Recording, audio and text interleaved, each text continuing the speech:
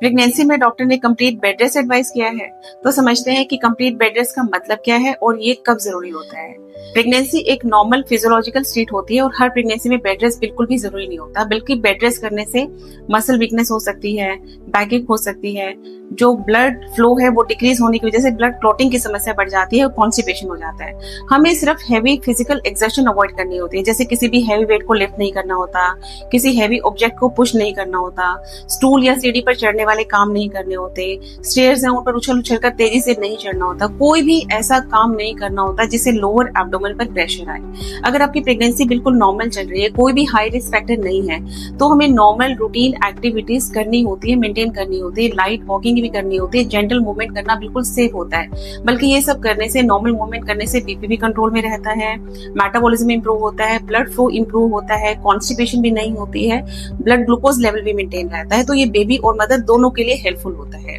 अब कौन सी ऐसी कंडीशन है जब डॉक्टर आपको बेड रेस्ट एडवाइस करते हैं? अगर प्री टर्म लेबर का रिस्क है, अबॉर्शन का रिस्क है, अगर ओरनाल या प्लेसेंटा लो लाइंग है, ब्लीडिंग हो रही है, स्पॉटिंग हो रही है, अगर आपकी जो सर्विक्स है उसकी लेंथ छोटी है, शॉर्ट सर्विक्स है, तो ऐसी कुछ कंडीशन है जिसमें डॉक्टर आपको बेड रेस्ट रिकमेंड करते हैं। याद रखें, रिलेटिव्स की नहीं, डॉक्टर की एडवाइस फॉलो करें, क्योंकि हेल्दी प्रेगनेंसी का मतलब बेड रेस्ट नहीं, बैलेंस मेंटेन करना है।